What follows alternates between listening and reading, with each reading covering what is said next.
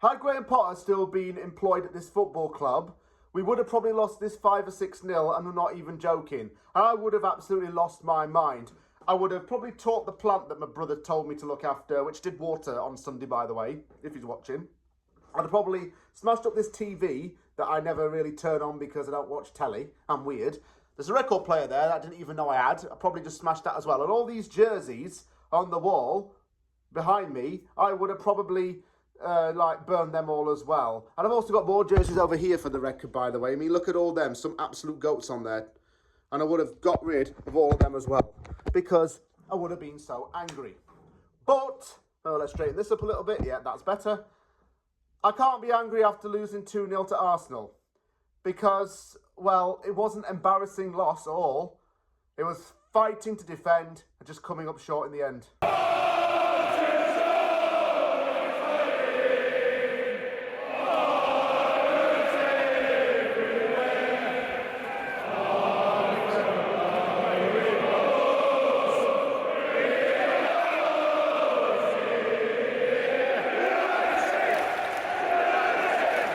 It finished Arsenal 2, West Ham United 0 at the Emirates Stadium. Arsenal wins to go top of the table, whereas West Ham remains in the relegation zone.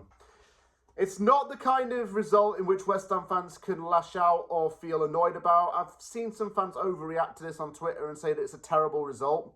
It's a bad result to lose in the sense that we didn't get any points out of the game, but it's not terrible in terms of the performance. I saw definite improvements, as might have you. Defensively, we really tightened it up. We made Arsenal fight for that win. We really did. We made Arsenal think twice about everything they did. We made Arsenal work harder than before to get this. And we defended more than we attacked. That might have been the slight issue. We ended up cutting off our nose to spite our face in terms of prioritising defensive aspects over attacking aspects. You need to have that balance. But I certainly think there were some positives from West Ham still. And the team did not embarrass itself in any way. It was a good effort. And there is reason to have optimism. Let's talk about the team. Areola was in goal. Aaron Wan-Bissaka came back into the team to replace Kyle Walker-Peters, and Diouf stayed as left-back.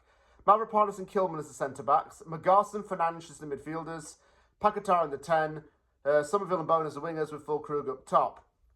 Saka made Diouf had a really poor game. And Diouf's been quality ever since he signed for us over the summer. This was a bad day in the office as far as he was concerned. He just let people pass him so easily, especially Saka, who was butchering him. Arsenal had a few problems in that first half. Odegaard went down with a knee injury and had to get treatment, but he seemed fine. He then had to go off because he went down again, and Zubimendi had to come on. Odegaard's since done his MCL. It's really unfortunate for him. Saka seemed a little bit limpy, and Timber took a bit of a knock in the game as well, but they stayed on. Saka did score, but it was offside. He went off a little bit too soon.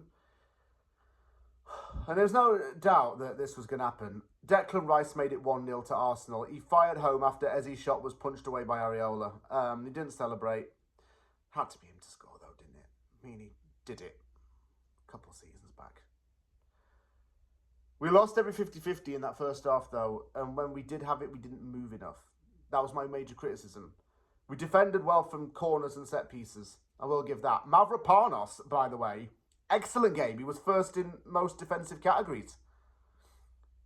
You know, Jared Bowen said that Mavropanos was the most underrated player at the club. He was right. Mavropanos is very underrated. It's just he played under crap managers. And they made him basically turd. But he's become a very important part of that defensive backline. Kilman was all right, but I think he needs a bit of work. Magarsa, little bit edgy, but he grew into the game and seemed settled. Fernandes had a 100% pass completion rate for this game, 35 out of 35. But all he really did was just prioritise passing over anything else. He needed to move the ball forward more. Füllkrug, Somerville, Bowen. Who else have I got? Paquetá, more like that. Wan-Bissaka, was all right. Not a really bad first half, and defensively we were actually really good, like I say. We needed to press a bit more though, so some changes were made, and these changes made me do this. Whoa, bloody hell, Nuno. Like, you're actually going ahead and doing this. Freddie Potts came on for Songo'o Magasa. Callum Marshall came on for Nicholas Fulkrug. Like, whoa, mate. Bloody hell, fire. Marshall's finally getting a chance in the Premier League. We put on 2 youngsters. How? I don't know. Madness. Marshall even had a header later on in the game, which he put over. Diouf appeared to foul Timber in the box. It was actually outside the area. Penalty was given.